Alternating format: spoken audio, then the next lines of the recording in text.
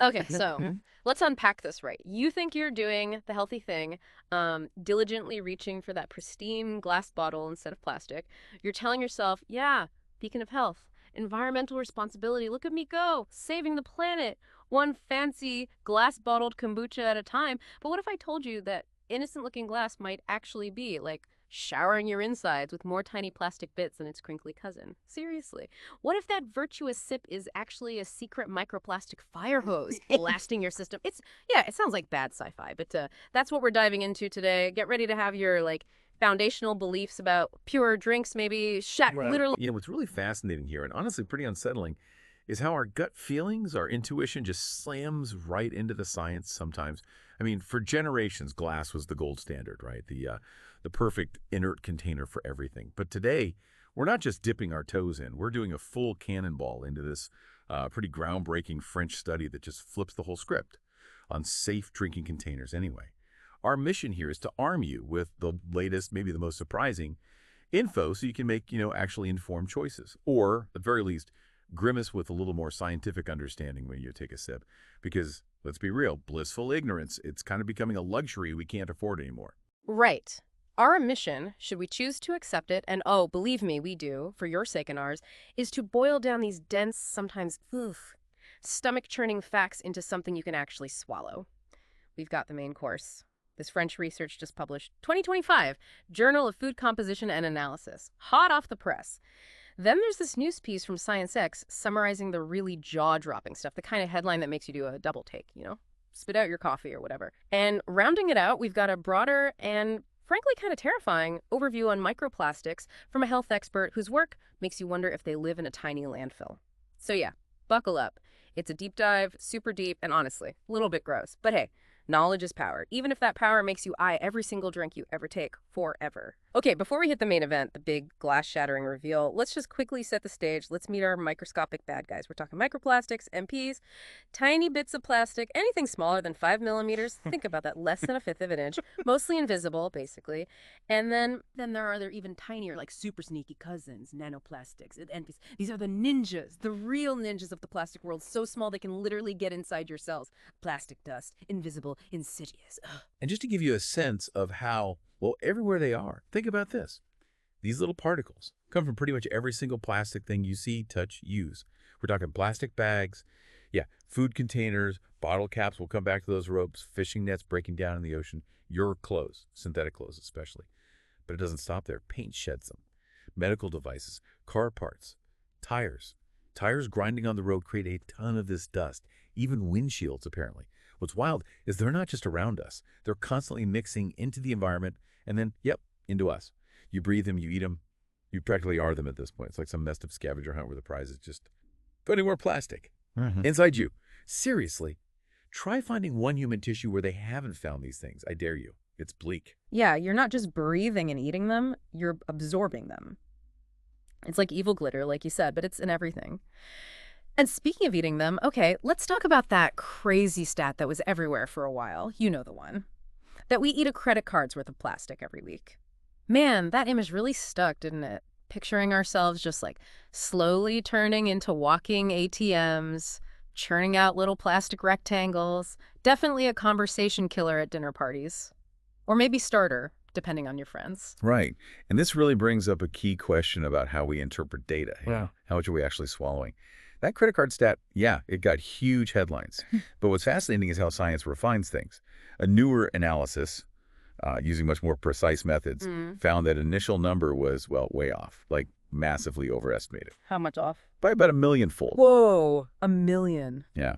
So maybe don't cancel your credit cards just yet. You're probably not going to turn into an ATM anytime soon. It might actually take you something like 23,000 years to eat a credit card's worth? 23,000 years. Okay, that's slightly less terrifying. Still not good, but less immediate panic. Exactly. It shows how important it is to keep up with the science, not just react to the first scary headline. The problem's real, it's definitely pervasive, but maybe not that immediately catastrophic. But just to be clear, still don't eat your credit cards. Bad idea. Very sharp edges. Bad for digestion. Other reasons. Okay, right. So moving on from how much we eat to the really, truly squirmy part. Where are these little plastic jerks actually setting up camp inside us? Because they're not just passing through, folks. Nope. These microscopic squatters are moving in for the long haul. Now, full disclosure, a lot of this is from post-mortem tissues, okay, so deceased people. But get this, they found microplastics and nanoplastics in the human brain. Yeah. Your gray matters. We're talking a measurable amount, like 0.05% of the total brain weight. Think about that. It's like half a teaspoon of tiny plastic powder floating around in your noggin, like a horrible little snow globe shaking around in your skull. Makes you wonder about that brain fog, huh? Maybe it's not just doom scrolling. Maybe it's the sound of a tiny plastic army setting up camp in your cerebellum. Truly horrifying. And yeah, the brain's not the only stop on this unwanted plastic tour. It's a full body invasion. They found them deep in the lower lungs, so you breathe them in and they just stay down in the alveoli. Getting cozy. They're in your bloodstream, just circulating around like tiny, unwelcome tourists going everywhere. Your liver, your body's amazing detox filters, getting a constant dose of this stuff could definitely impact how it works. Even reproductive organs aren't safe. Found in testes, found in follicles. So yeah, even your most intimate biological bits are now apparently part plastic. It kind of paints a grim picture, doesn't it? Plastic, fantastic. Taking on a whole new, awful meaning. And if that wasn't disturbing enough, brace yourself. Seriously, this is the part that actually keeps me up at night. They found these plastic invaders in the placenta. Just let that sink in. The placenta, meaning they're reaching unborn fetuses. Imagine, before a baby even takes its first breath, before anything really, they're getting this tiny plastic welcome gift from planet Earth, courtesy of us. Ugh. And even more chilling, they found microplastics in meconium. You know, that first tar-like poop a newborn has? So yeah, even before their first cry, babies are starting life with a dose of plastic. It's like this tiny, indigestible inheritance, a plastic legacy right from the womb. What a monumental and utterly horrifying achievement for modern civilization, right? Which brings us, right to the centerpiece of today's deep dive. This study that really messes with our heads, microplastic contaminations in a set of beverages sold in France. Published in the Journal of Food Composition and Analysis, 2025. This was some rigorous work done by scientists at ANSE, France's National Food Safety Agency. They basically saw a gap. Lots of studies looked at microplastics in drinks globally, but nobody had really drilled down into what was happening specifically in France, across all the different container types. So their mission was super clear. Check the microplastic levels in a whole range of French drinks, water, sodas, beer, wine, and crucially, figure out how the container, plastic bottle, glass bottle, metal can, cardboard brick, even those big tubitainer things, how that affected the plastic levels. They wanted to know not just if plastic was there, but where it was coming from and how much. Okay, and here's where it gets really interesting and maybe, infuriating if you've been feeling all virtuous about your choices. The big takeaway, the headline that made me do a literal spit take with never mind what I was drinking. The Science X article summarizing it basically screamed, and I quote, "Glass bottles found to contain more microplastics than plastic bottles." I know, right? My jaw just boom, floor.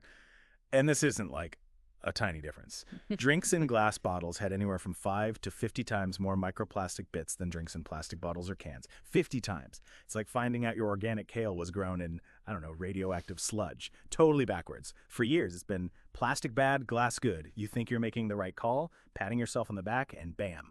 Turns out you're just getting a fancier, maybe slightly heavier dose of plastic. It's enough to make you want to give up and just drink from the garden hose, which, let's be honest, probably also has microplastics. The betrayal. Ugh. Yeah, but we connect this back, the actual numbers from the French study. They really challenge everything we thought we knew. Let's break down the specifics because the differences are kind of nuts. Okay, first, bottled waters. Overall, the average was pretty low, actually, about 2.9 microplastics per liter, give or take. But even in that low range, glass bottles had significantly more.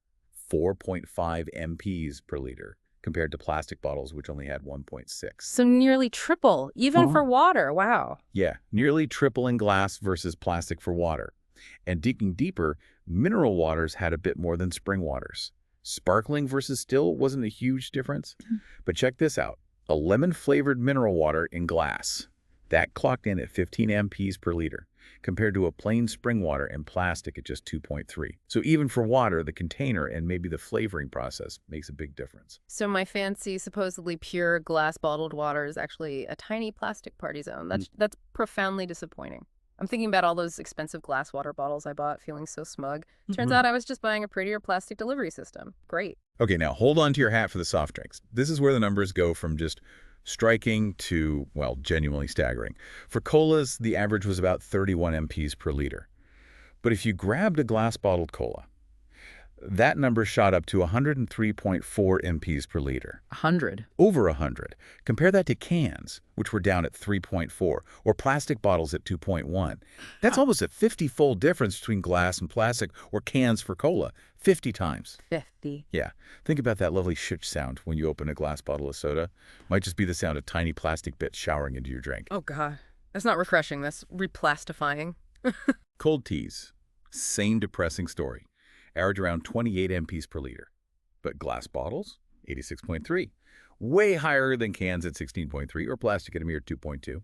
And lemonades, average 45 MPs per liter. Glass bottles, a whopping 111.6. Again, dwarfing plastic at 1.5 and cans at 10.9. It's just this consistent pattern, right? Glass being way higher for these kinds of drinks compared to plastic or cans. It really makes you question those assumptions about safe materials.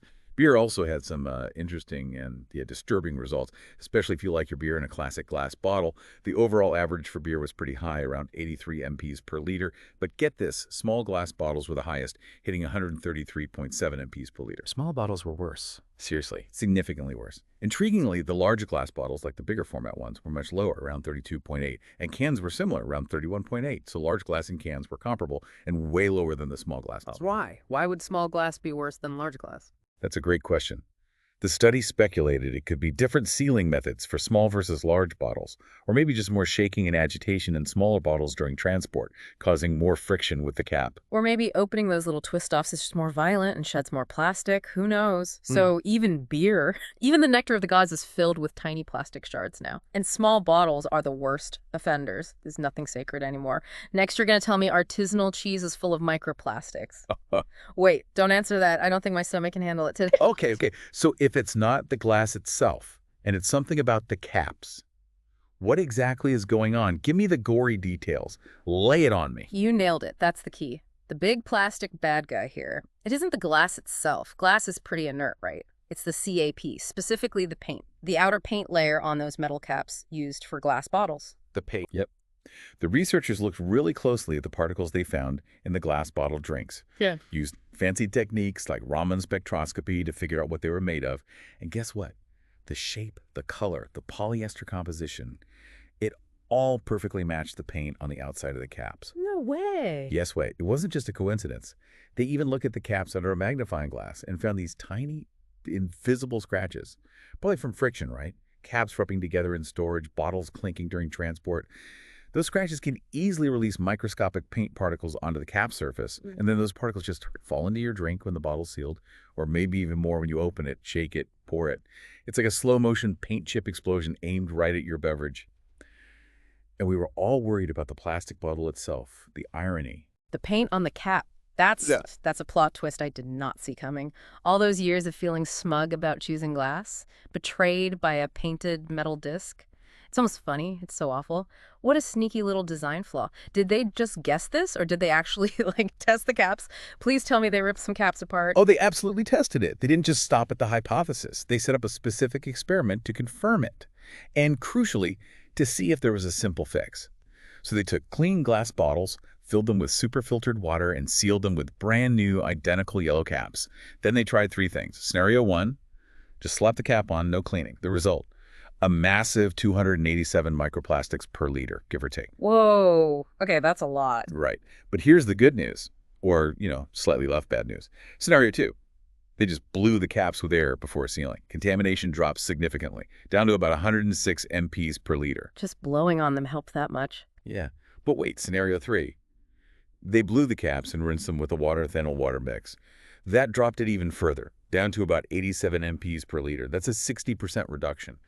Just from cleaning the cap before putting it on the bottle. 50%, just by cleaning the cap. Exactly. What's so fascinating is how simple the fix is. Just clean the caps before sealing. It's a totally tangible thing manufacturers could do right now to massively cut down on this. And just to really hammer it home, they collected the rinse water from the caps, found an average of almost 48 yellow particles per rinsed cap. So yeah, those caps were absolutely shedding paint flakes into your drink.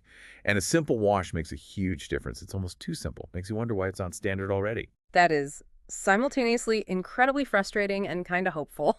Such an easy fix, and we're just unknowingly guzzling paint chips. Wild.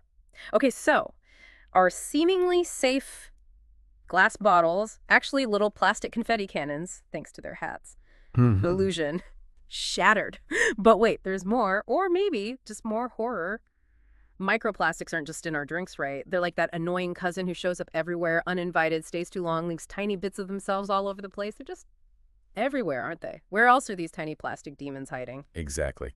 The French study was a huge eye-opener for drinks, but we got to zoom out. The exposure goes way beyond just beverage containers.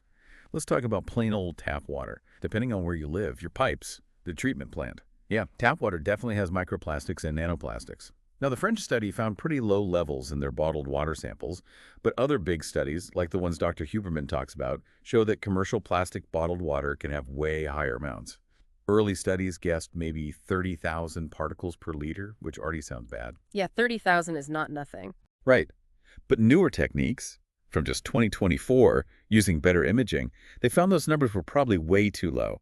The updated figures, anywhere from 110,000 up to maybe 400,000 particles per liter, Wow. average around 240,000. 400,000 in a liter of bottled water. Holy crap. Yeah, and a big reason seems to be heat.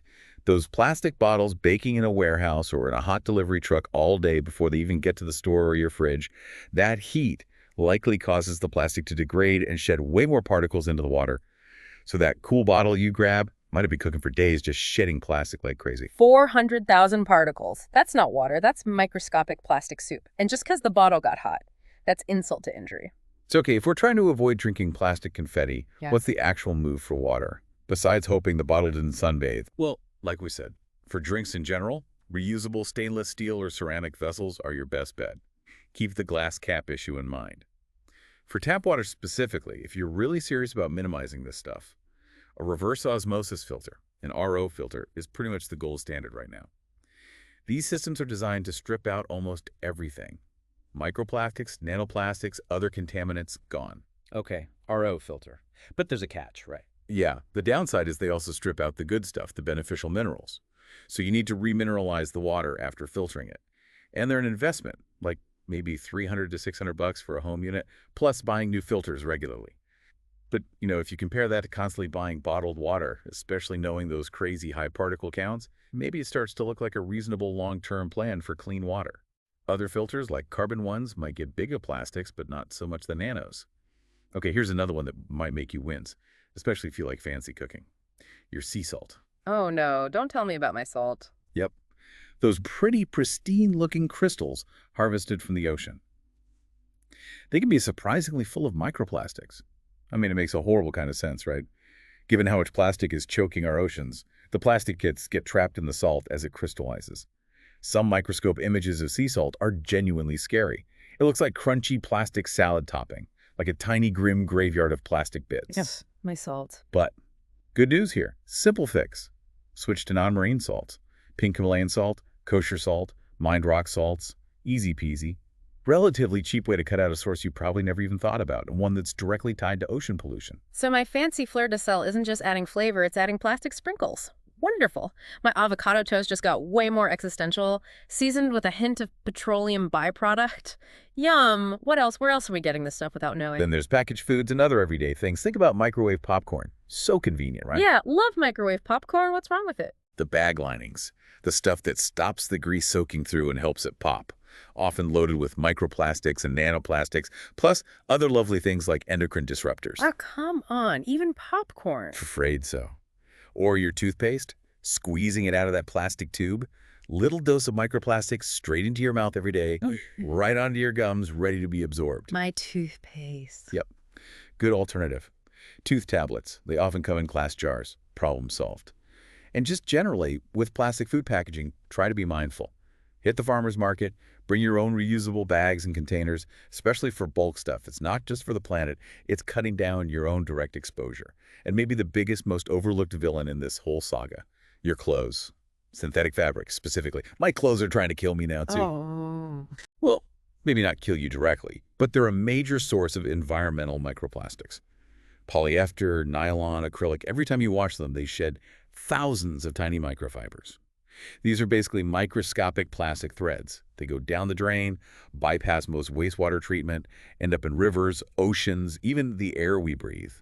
It's kind of mind-blowing, or maybe tear-inducing, how much our laundry contributes to the global plastic load. So doing laundry is polluting the planet with tiny plastics. Pretty Gross. much. Yeah. So want to make a real impact with low effort? Rewear your clothes more. Seriously.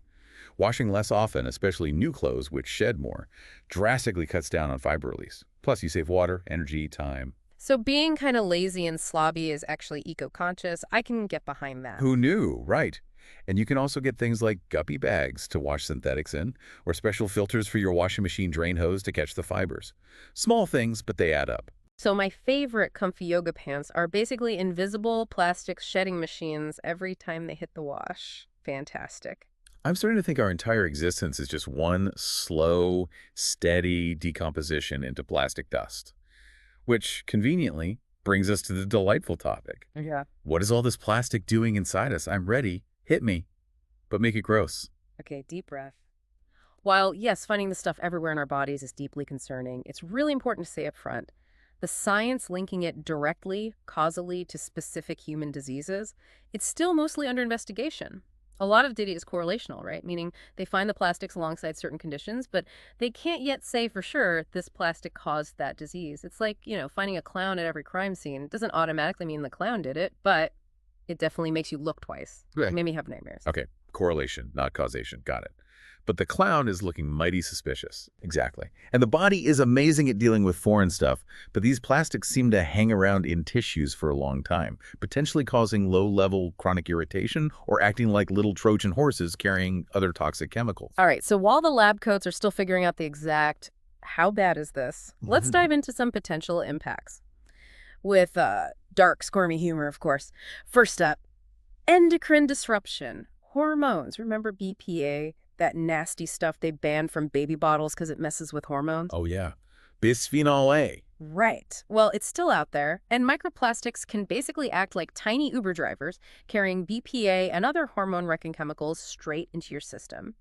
And if your hormones weren't confused enough, phthalates, another delightful plastic byproduct, keeps showing up in studies linked to lower testosterone. And not just in men. In women, too, especially folks aged 40 to 60. So if you're feeling a bit lacking in vigor, let's say, it might not just be Monday morning, it could be the plastic liner in your popcorn bag messing with your mojo. Your endocrine system is basically playing hormonal whack-a-mole, and it's losing badly. And thinking about your heart.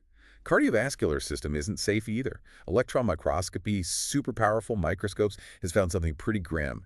They've spotted jagged little plastic particles embedded right inside arterial plaques. You know, the gunk that builds up in your arteries. Wait, plastic in the plaque, like stuck in there? Yep, little sharp plastic shards just chilling in your arteries. The idea is they could contribute to inflammation, maybe scarring, help those blockages grow.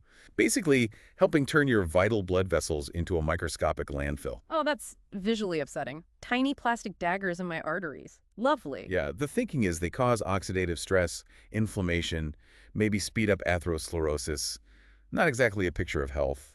More like a slow-motion internal demolition derby sponsored by plastic. And then there are the forever chemicals, PFAS, the stuff that, like the name says, lasts forever. Per- and polyfluoroalkyl substances. Yeah, they're nasty. And they often hitch a ride on microplastics, so you get a 2-for-1 toxic deal. They stick around in your body basically forever, and they're linked to fun things like liver damage, immune system problems, maybe even some cancers. They're very persistent. It's like the worst house guest ever. Moves in, never leaves, trashes the place, and slowly poisons you while charging rent. Toxic freeloader, setting up shop in your organs. Delightful. And finally, the one that really hits home, especially thinking about the future, neurodevelopmental concerns. We already mentioned finding microplastics in the placenta, right? Meaning they cross that barrier to the fetus. Yeah. And in the meconium, the baby's first poop. Yeah, that was Shellen. Now, let's be super clear. The scientific evidence directly linking microplastics to things like autism or ADHD in humans, it's currently considered very weak. We need way more research there. Okay, very weak. Emphasize that. Definitely. But the fact that these synthetic particles are showing up at all in the earliest stages of human development, that alone is profoundly concerning. Animal studies have shown they can mess with stuff like acetylcholinesterase. That's an enzyme critical for nerve signals, for brain function. So the potential for interference during crucial developmental windows is there, even if we haven't proven a direct link to specific disorders in humans yet. So not proven, but the potential is scary enough. Exactly. So pregnant individuals, new parents, heck, anyone with a brain they want to keep running smoothly. Probably worth paying extra attention to cutting down exposure where you can. Because even without definitive proof of that link yet, just finding them there where new life is forming, that should be raising some huge red flags. It feels less like a maybe problem and more like a silent invasion already happening. All right, okay, this is all, yeah, profoundly disturbing. My brain is now actively picturing half a teaspoon of plastic dust doing laps in my skull, and I swear I feel a tiny phthalate army goose-stepping across my liver, so... What is the actual takeaway for just, like, drinking stuff day to day, and maybe just existing in this plastic-coated world, given that our beloved glass bottles are the new villains thanks to their stupid caps and plastic water bottles are secretly plastic soup? What is a thirsty, health-conscious person supposed to do? It feels like every safe choice turns out to be a betrayal, like finding out your favorite teddy bear is actually a spy camera. Where do we even start? Okay. Deep breaths again. This is where it gets complicated, right? You got to hold a few different nuanced pieces of info at once. The French study. Super clear, solid data for those specific drinks in France. For soda, tea, lemonade, beer. Glass bottles, because of the caps, were surprisingly worse than plastic or cans. But when we talk about plain water, it's murkier. The French study showed glass had more MPs than plastic in their samples. But other global research, like Huberman cited, shows commercial plastic bottled water can have insanely high counts, especially if it gets hot. So the answer isn't simple. It's not just plastic good, glass bad, or the other way around. Exactly. It really depends on the drink, the cap, the type of plastic, and how that bottle got to you. Did it bake in a truck for 3 days? Yep. That nuance is absolutely critical. So for my fizzy drinks, I should ditch the fancy glass bottles and grab a can, or even a plastic bottle. My brain is short-circuiting. Feels like my whole beverage life has been a lie. Okay, bottom line it for me. Give me the hierarchy of hydration safety. What are the best practical choices for drinking, considering all this messed up science? All right, let's try to distill it down. Find the least plasticky path. For soft drinks, cold teas, lemonades, beer, based on that French study, cans look like a consistently lower source of microplastics compared to glass bottles. Plastic bottles for those specific drinks also generally did way better than glass in that study. Again, probably because of the cap issue on glass. So can over glass for soda. Okay, the data points that way. Okay. But for water, it's trickier, given the potential for very high counts in commercial plastic bottled water, especially if heated, and the French finding that even their glass water had more than plastic. So avoid all commercial bottled water as possible. That seems like the safest takeaway if you're really trying to minimize exposure from water. Which leads us to your absolute safest bets for everyday hydration, especially water, are reusable stainless steel or ceramic bottle cups, period. Stainless steel, ceramic. Got it. The undisputed champs. Pretty much. They're inert, they don't shed. If you do use glass, maybe for environmental reasons, be super aware of the cap, maybe pour it into your steel cup right away, or just hope manufacturers start cleaning those caps like the study suggested. And for your tap water at home, if you're worried, investing in a good reverse osmosis RO filter is the most effective way to slash microplastics and nanoplastics, despite the cost in needing to remineralize. Okay. Cans for pop, steel or ceramic for water, RO filter if you're hardcore. Got it. And no more fancy sea salt unless it's mined from, like, a unicorn's tear deep underground. But beyond what we drink, what other big areas can we actually tackle, given how totally saturated everything is? Give me some actionable stuff so I don't just curl up in a ball. Yeah. Right, and remember, the goal isn't zero plastic. That's basically impossible right now, unless you go full-on hermit. The goal is being strategic. Cut down the big avoidable sources. Heated plastics, stuff rubbing off caps and linings. Give your body's natural defenses a fighting chance against this micro-invasion. So beyond drinks, some manageable things that add up. Salt, like we said, switch to non-marine salts. Super easy win. Clothes, buy less new stuff, rewear more often. Huge impact. Wash less, use cold water, maybe get a guppy bag or filter. Embrace the slob chic aesthetic. Done. Personal care, 2 tablets instead of tubes.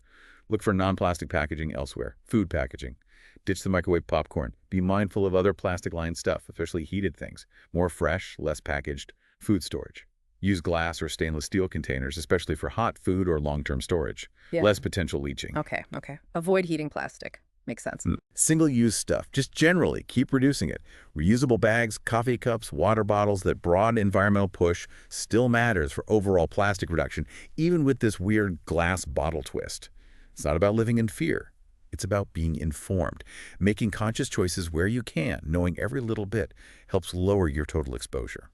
So what does this all mean for our beautiful, naive, pre-deep dive selves? Wow, okay. The big shocker. Your trusty glass bottle, symbol of purity, might be dosing you with more plastic than a plastic one, all thanks to its sneaky paint-shedding cap. Cans. Surprisingly, they came out looking pretty good, at least for the drinks they tested. And the absolute best bet for hydration. Good old stainless steel or ceramic reusable bottle filled with filtered tap water. Man, this deep dive really flipped things upside down. My beverage choices, my grocery list. I feel like I need a new brain. Maybe one lined with stainless steel. You know, this whole conversation really brings up a huge question, right? What responsibility do the manufacturers have here? Especially knowing that a simple cap cleaning could drastically cut down contamination in so many drinks. It seems like a relatively easy fix. Why isn't it happening? And for you, the listener, the learner,